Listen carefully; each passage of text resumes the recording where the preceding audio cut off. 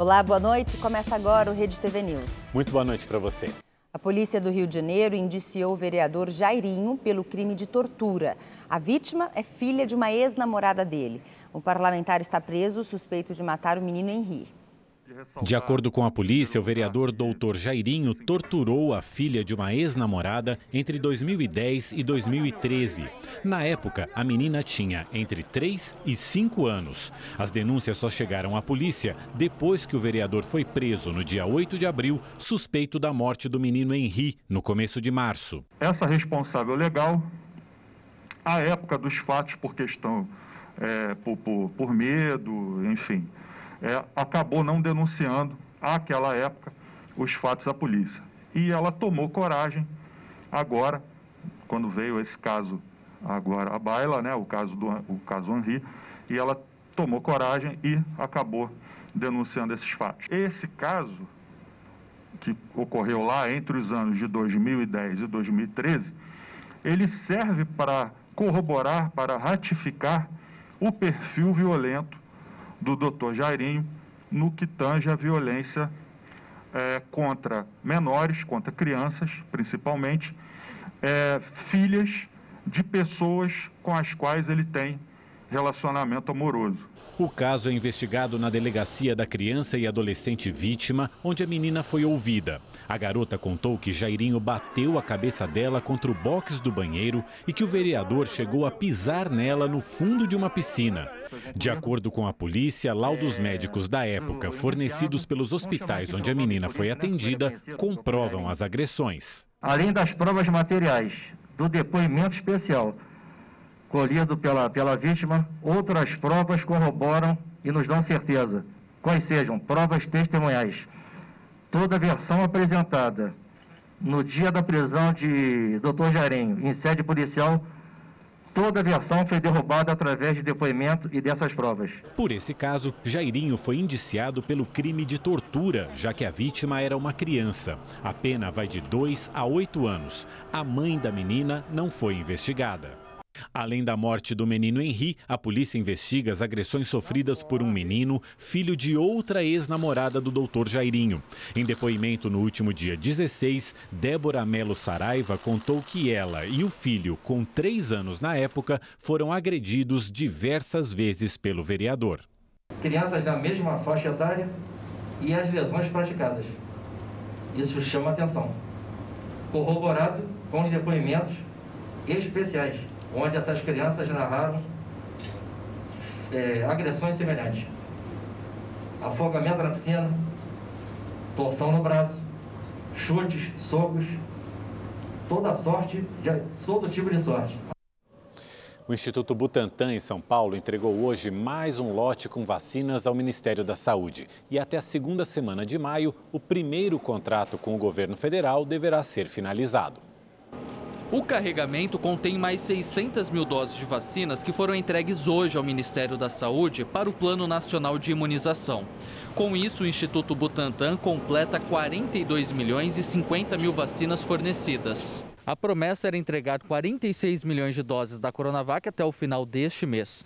No entanto, a produção atrasou devido a problemas na importação da matéria-prima chinesa, utilizada na fabricação da vacina, e que só chegou ao Brasil com 20 dias de atraso. Na próxima semana, o Instituto Butantan deverá entregar mais 1 milhão de vacinas e até o dia 10 de maio, o restante da produção, e assim finalizar o primeiro contrato com o governo federal. Com essa entrega, temos agora um total feito ao Ministério da Saúde de 42 milhões e 50 mil doses da vacina do Butantan. Na próxima quinta-feira da próxima semana, dia 6, se eu não me engano, de maio, estaremos entregando mais 1 milhão de doses da vacina do Butantan. E na sequência, o Butantan deve começar a produzir as doses do segundo contrato, que prevê a entrega de mais 54 milhões de imunizantes até o final de agosto, totalizando 100 milhões de doses contratadas.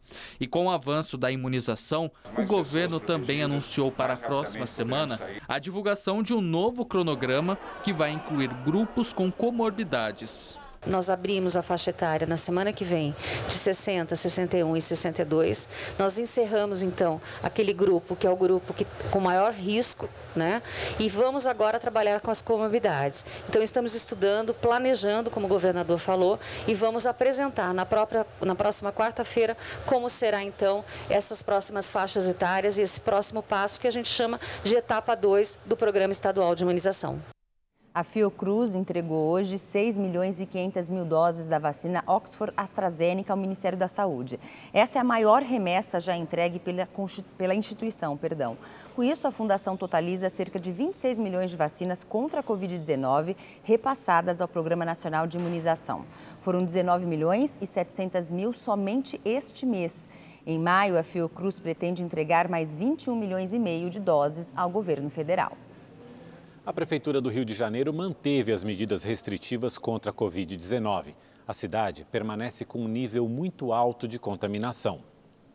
Quem esperava curtir o fim de semana na praia terá que esperar um pouco mais. A Prefeitura do Rio estendeu até o dia 10 de maio o decreto que proíbe a permanência de pessoas nas areias aos sábados, domingos e feriados. A atividade está liberada somente em dias úteis.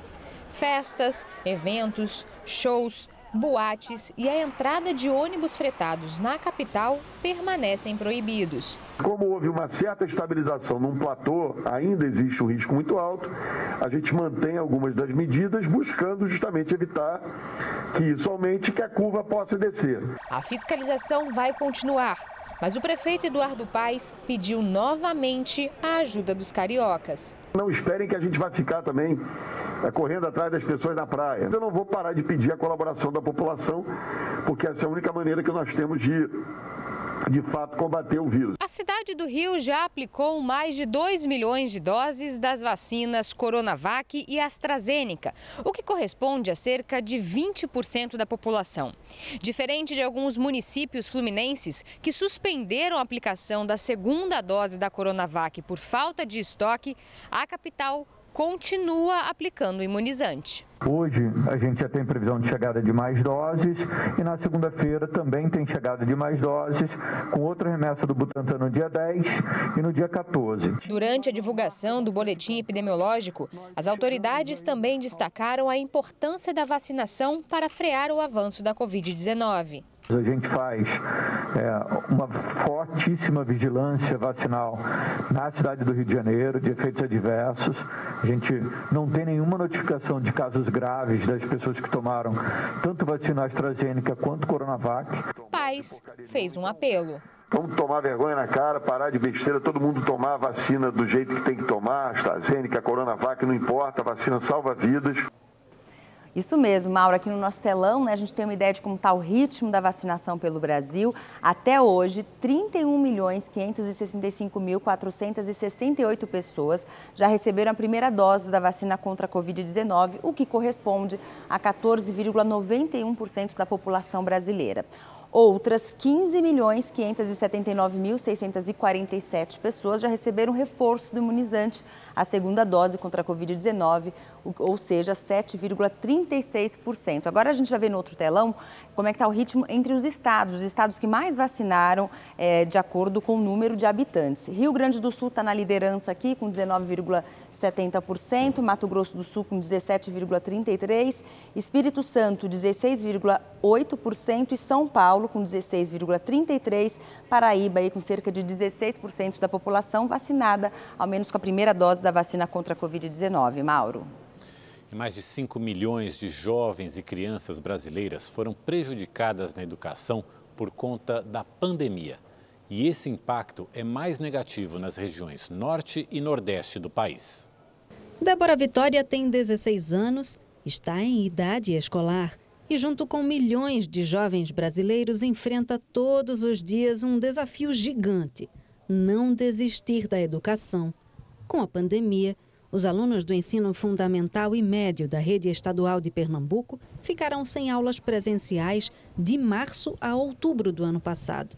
Mesmo com o retorno, muitos colegas da Débora abandonaram a escola. Muitos alunos queriam desistir, muitos alunos ficaram mal, por causa que também tem muitos alunos com essa pandemia ficou com crise de ansiedade, depressão e não queria mais saber da escola. A pandemia provocou a exclusão de mais de 5 milhões de crianças e adolescentes entre 6 e 17 anos no fim de 2020. 4 em cada 10 crianças têm entre 6 e 10 anos de idade. É o que aponta a pesquisa realizada pelo Fundo das Nações Unidas para a Infância, a Unicef. O levantamento destacou ainda que 69% dessas crianças sem escola são pretas, pardas ou indígenas. A evasão escolar afetou principalmente as regiões norte, onde 74% dos alunos ficaram fora da sala de aula em 2020, e nordeste, que apresentou percentual de evasão escolar de 32,7% dos estudantes, segundo a pesquisa. Esta especialista analisa que para reverter os impactos da evasão escolar é preciso o engajamento do poder público para fornecer infraestrutura adequada e acesso à internet. Acesso aos suportes, aos objetos de aprendizagem necessários para o desenvolvimento das atividades pedagógicas pensadas para as aulas remotas. Boa parte das aprendizagens, sobretudo conhecimentos complexos, requer a mediação de um profissional. Em casa, a família não tem condições profissionais para dar apoio, para auxiliar em determinadas aprendizagens. A Secretaria Estadual de Educação destacou que neste semestre ainda está trabalhando com o ciclo 2020-2021 e que considera que não houve evasão escolar durante a pandemia. A gente tem todo esse ano de 2021 para justamente recuperar e buscar aquele estudante que por algum motivo ainda não voltou ou ainda não conseguimos esse contato. A Rede Estadual de Educação de Pernambuco conta com 1.060 escolas e quase 600 mil estudantes.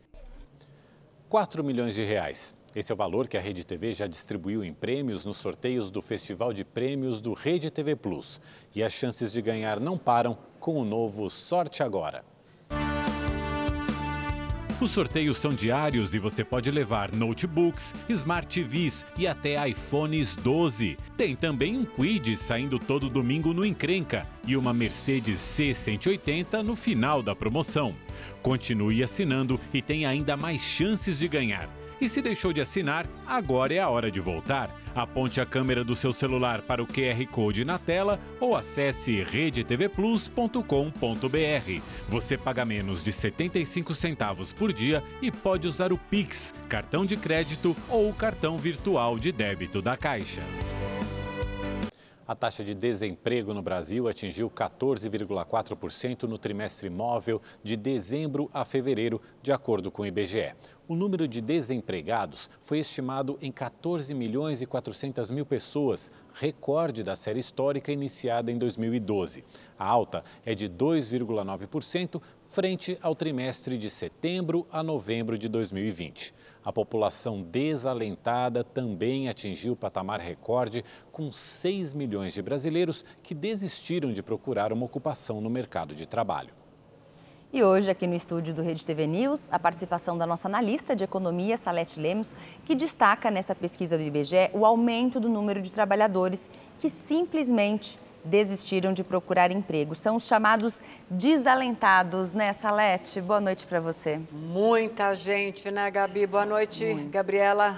Boa noite, Mauro. Boa noite, Salete. Bom ter você aqui. Muito bom, para mim também. Boa noite a todos. E olha, mesmo que as notícias não sejam as melhores, é um prazer enorme estar aqui com vocês ao vivo e a cores. E quando o assunto é emprego, né, gente? Mesmo com todas as diferenças entre metodologia e resultado das pesquisas de desemprego, pesquisas que são realizadas pelo Ministério do Trabalho, que é a pesquisa CAGED. A pesquisa CAGED mostra o quê? Aumento do emprego, criação de vagas. E hoje a pesquisa do IBGE mostrando exatamente o contrário, ou seja, o aumento do desemprego. Apesar dessa discrepância, os resultados concordam em pelo menos um ponto. Os trabalhadores brasileiros estão ganhando menos e nem poderia ser diferente. Pressionado pelos impactos da pandemia na economia, o governo, dentre outras medidas, aprovou a redução de jornada e também de salários, com o propósito de garantir que as empresas mantenham os seus funcionários empregados.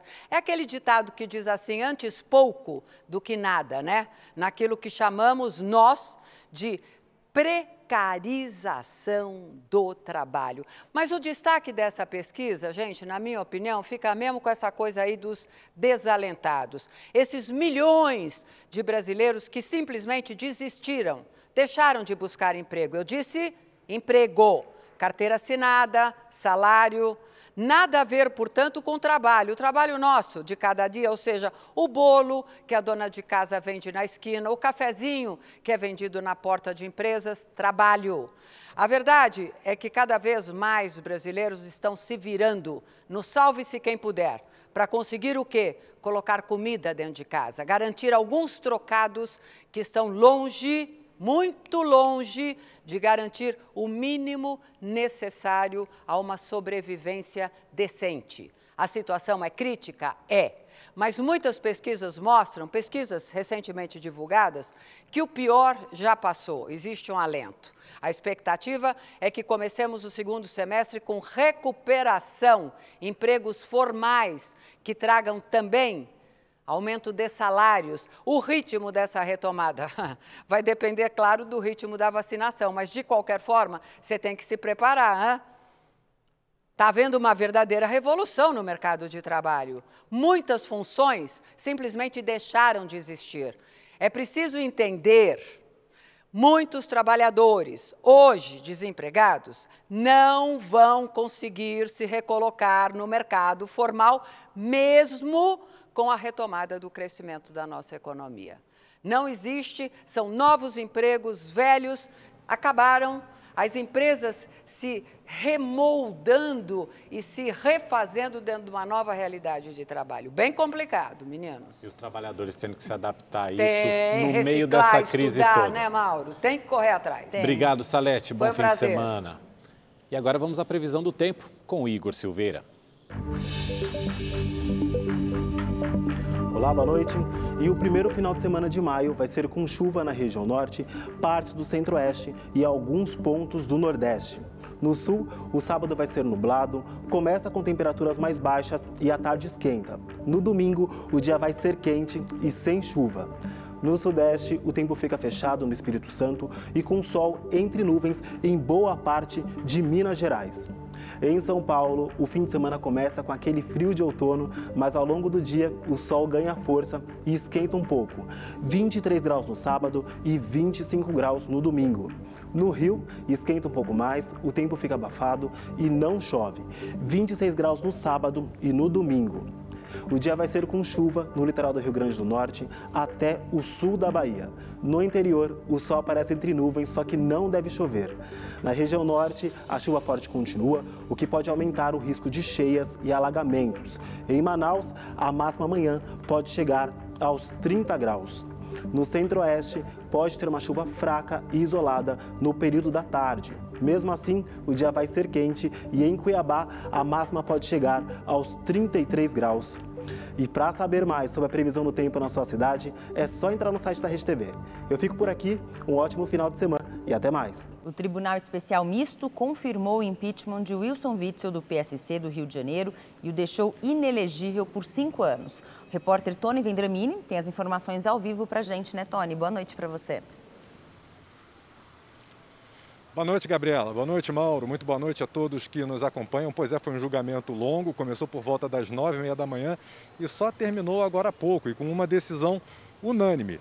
Todos os 10 integrantes do Tribunal Especial Misto, formado por 5 desembargadores e 5 deputados estaduais, votaram pelo impeachment do Wilson Witzel. Eram necessários 7 votos e, portanto, decisão unânime, o Wilson Witzel acaba levando o impeachment. Pouco depois eles discutiram a perda dos direitos políticos de Witzel. Novamente eram necessários 7 votos e a decisão foi unânime. Todos votaram pela perda dos direitos políticos. Foram 9 votos para tornar Witzel inelegível por 5 anos e 1 voto para tornar Witzel inelegível por 4 anos. Portanto, o resultado final, Witzel está inelegível por 5 anos. O agora ex-governador do Rio de Janeiro não acompanhou o julgamento presencialmente, acompanhou tudo pela internet. Vamos ver agora na reportagem como foi o julgamento.